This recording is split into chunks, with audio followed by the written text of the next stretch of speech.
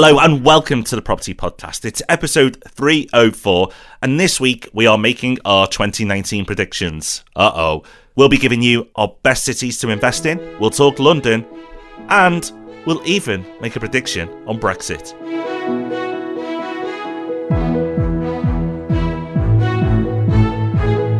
Yes, welcome to the Property Podcast, where every Thursday morning property investors come together to be informed and inspired. Last week we looked back at how our predictions fared for last year, and you know what? It wasn't too bad, so we're going to do it all again today. We're also going to be looking at the predictions from a series of industry experts, and stick around to the end for Hub Extra, where we've got a really great free tool that's going to help you make better use of your time online this year. So before we get into our predictions, we thought we'd share out the pain, because we're not the only ones who've been bold enough to make predictions on the UK property market for 2019. There are plenty others that have had a bash as well. And luckily, the BBC's put a lovely article together rounding some of them up. Yeah, very kind of them. So let's have a look at the kind of range that we've got. So the most negative prediction that we have is from Henry Pryor, housing market commentator, who predicts a 5% fall. You've got Miles Shipside from Rightmove predicting no change, so prices are going to be completely flat. That's the same prediction that Ricks have made. Then you've got some commentators predicting a small rise, 1% or 2% is quite common. Then the most bullish predictions are from mortgage lender Halifax, who are going for a 2 to 4% rise, and HomeTrack, who've reported a 3% rise. So the range is anything from -5 to +4. But I think what's interesting, Rob, is why those particular people have made the predictions that they have, because it doesn't seem to be random. It seems to be caused by the area of the market geographically that they're focused on. Yeah, particularly at the extremes. So if you look at Henry Pryor and his prediction of a 5% fall, then you go, oh, that's pretty grim. But Henry Pryor really operates in London and the southeast. And you know what? London and the southeast could fall as much as that in 2019. So you can see how his prediction's been influenced. But then you look at HomeTrack. HomeTrack are a lot more balanced with the reporting on data that they do. And they look at all the cities across the UK. So they're not as influenced by London. London, of course, is only one city in their report amongst many. They don't have that London bias. They will look at all the major cities, with many of them further north, which they obviously expect to do a little bit better to drag that average up. And then you've got Halifax. Again, Halifax do most of their lending outside of London and the southeast. It seems that they've got more of a brand and lend more in the north. So when you actually analyse what people have put here, it's really, really interesting. The one that made me laugh, Rob, was the quote in the article from Henry Pryor that says, "Trying to sum up the health of the UK's 27 million homes is impossible," admits housing commentator Henry Pryor. But then he went on to make a prediction. So that was quite funny. It's impossible, but I'll still have a go. So we can't put it off too much longer. It's nearly time for us to make our own predictions. But before we do that, a quick reminder that if you are looking to extend your portfolio this year and you haven't taken tax advice yet, then you might want to talk to Property Hub Tax to make sure that you're buying in the best possible structure and it all makes sense for your long-term plans. At the moment, there are a few slots left for consultations in January, but as you'll know if you've listened to the podcast over the last year, these do not stick around. So it's possible by the time this podcast airs, they will all have gone. But if there are any left, we're going to be taking them off sale tomorrow so we can focus on serving those people who we do have booked in. So it's worth heading over to thepropertyhub.net/tax to see if there are any slots available for January to get your year off to the right start and make sure you can go and confidently execute your plans. And if you're too late to grab one, don't worry, you can always join the priority list on that page instead to make sure that you're the first to know when our next batch is released. So we can't put it off any longer. It's time for us to make our predictions for 2019. Now, the last few years hasn't been too bad. So, is this the year we muck it up, or are we going to keep on that good run? We'll let you be the judge of that. But here it goes, our predictions for 2019. And we're going to start with a popular subject, which is our top cities to invest in. Now, I think it's worth saying that these are cities in England. So these are our top 5 cities in England. And that's nothing against Scotland and Wales. It's just the market we know best. Like the experts we talked about before, this is our market. So, Rob, does London make the list? No, it is not. So London's not in the top 5, but what is? Well, let's try to pick the entire top 5, shall we? So not in order, but let's see if we can predict which cities are going to be in the top 5. I've picked the first 3, and I've gone for Leeds, Nottingham and Birmingham. So Birmingham is already doing well, did well last year. Leeds and Nottingham have been sort of mid-table in 2018, but you could see them picking up, and I think that's only going to accelerate in 2019. So I'm feeling pretty good about adding Leeds and Nottingham to Birmingham in the top 5 for price growth. And I completely agree with that, and I believe all 3 will make the top 5 as well. But to put more pressure on, and to possibly make myself look silly, I'm going to try and complete the set. And I believe Liverpool and Manchester will also be in the top 5. So according to Home Track, at the end of 2019, we expect to see Leeds, Nottingham, Birmingham, Liverpool and Manchester all in the top 5. I'm going to give you a city as a one to watch though, and the one to watch is Sheffield. I don't think it'll quite make the top 5 this year, but I think it'll do well. And then certainly in 2020 and beyond, it's going to do really well. So Sheffield is your one to watch. And to add even more pressure, why not? Let's keep on going. I'm going to say that all those cities that we've mentioned will report 4% or more growth in 2019. So Leeds, Nottingham, Birmingham, Liverpool and Manchester will all see growth in excess of 4%. Well, there you go. We don't like to play it too safe, do we? We've gone very specific to start with, and only time will tell whether that was a mistake or not. But do listen to next week's podcast, where we're going to be talking about property hotspots for 2019, where we're going to be talking about some of these areas and the areas that we're tipping in more depth. So that's what we think is going to happen regionally. What about the UK as a whole? So that's the number that we were talking about earlier from those other commentators and the predictions they were making. What about price movement for the whole of the UK? It's kind of meaningless because you don't invest in the whole of the UK, you invest in specific locations, but it's still interesting to try to pick a number out. So Rob, we've heard what everyone else has to say. So what's your prediction for the UK on average? I don't think the average will go into negative territory. I think we're going to be somewhere from 0 to 3%. And that's because London and the South East will drag that average down. So the UK market as a whole will end up somewhere between 0 and 3%. I'm feeling pretty confident with that one, Rob.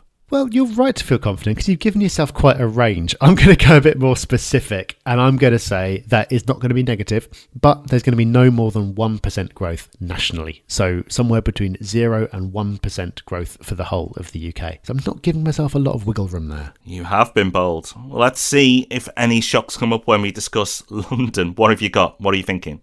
Absolutely no boldness here whatsoever. I'm so pleased that my London prediction last year finally turned out to be correct after years of getting it wrong. I'm just going to make the same one again. I think London will continue to be the worst performing region. Not necessarily city, but region. It was in 2018. And I think if I was going to put money on any of my predictions, this would be the one. I'm prepared for this bit of audio to be played in a year's time if it turns out to be wrong, but I think this one is nailed on. I'm with you, Rob. I can't see it being anywhere else. But what I think will happen is there'll be a ripple effect of a negative kind. And I think the South East is a region. So when we review this, we'll look at nationwide because they do regions. And we'll look at South East as well. And I think London and the South East will fall in real terms. So it'd be less than inflation. I wouldn't be surprised if London went into negative territory. So London, absolutely agree with Rob. But I think the South East is not going to do that well this year. As somebody who lives in the home counties, I've seen it firsthand that it's started to really slow down. And I think that's going to continue into 2019 and actually show in the numbers. Well, one of the reasons for London and potentially the South East not performing very well is the B word, which I try not to mention too much on this podcast because we're all thoroughly sick of it. But we have to address Brexit because that's supposed to be coming to its resolution in 2019. So it's going to have an impact. So Rob, based on the events of the last couple of years, trying to predict the outcome of Brexit and what's going to happen probably isn't a smart move. But would you like to have a go at doing so on record? I will actually. I feel pretty confident that there will be no deal. So I don't know what we're going to get, but I don't believe any politician is bold enough to push through a no deal and take us through that process. They may threaten it, but they won't do it. So I don't think we'll end up with a no deal. I could look very silly in 12 months' time. And I may regret putting this on the record, but I feel pretty confident about this. As you do with London, Rob, I feel pretty confident that we will not have a no deal Brexit. Well, I'm not brave enough to join you in making an actual Brexit prediction, but I'll make one that is linked to it instead. And that is that I think transaction volumes are going to be really low this year. Because the story of the last couple of years really has been wait and see. So London in particular, because London is going to be the most affected by whatever happens, people have been putting off making investments. They've been putting off moving. They've been waiting to see how things pan out. And I think as things come to a head with Brexit, that is only going to intensify. There are not going to be a lot of people making big investment decisions when a couple of months later, potentially a lot of the uncertainty is going to be removed. So transaction volumes in 2018 were already very low. I think they're actually going to be lower because best case, the whole thing's done and dusted by April. Then say it's another few months for people to work out what's going on and what impact it's going to have. By that point, you're halfway through the year, and only then might people start moving again. So not a Brexit prediction as such, but as a result of that, I think we're going to see lower transaction volumes in 2019 than we did in 2018. Now, last year, I made a few predictions about the markets, and I'm pleased to report, as you know from last week, I was correct. So this year, what am I going with? Well, nothing, actually. I think it's going to be kind of a bit of a nothing year. I know it sounds pretty dull, but I think this will be a dull year for all markets. I don't see the property market crashing. I don't see it surging, as we've already said. I don't think any major market that people invest in will surge or fall dramatically. But what will happen is the media will be very negative. Now, this is something we've got used to now, but it wasn't always the case. The media a few years back were actually quite pro-property. At the moment, they're very negative, and they're very negative on all financial markets. So while the noise may be loud, and there'll be a lot of negativity spun, I actually think the reality and what plays out is actually a fairly dull year. There's a lot to come, and I think 2020 things really start to get interesting, and I think our predictions will be a lot more bolder next year because that's where the market will go.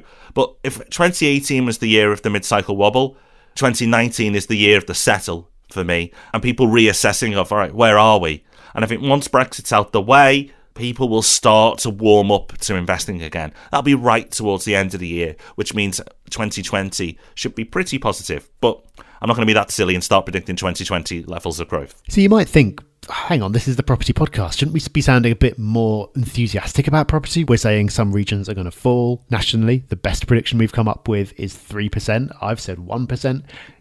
This isn't sounding that exciting. And I do agree that all in all, it seems like being a nothingy sort of year.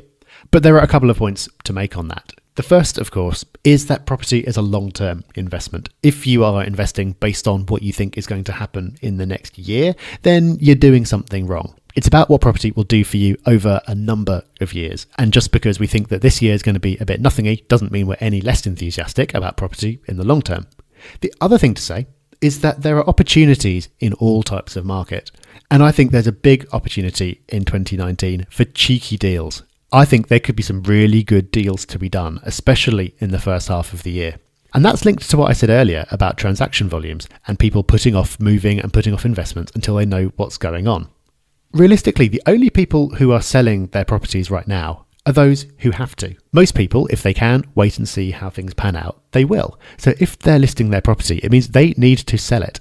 And there aren't that many people for them to sell it to, because most investors are sitting things out and seeing what happens as well.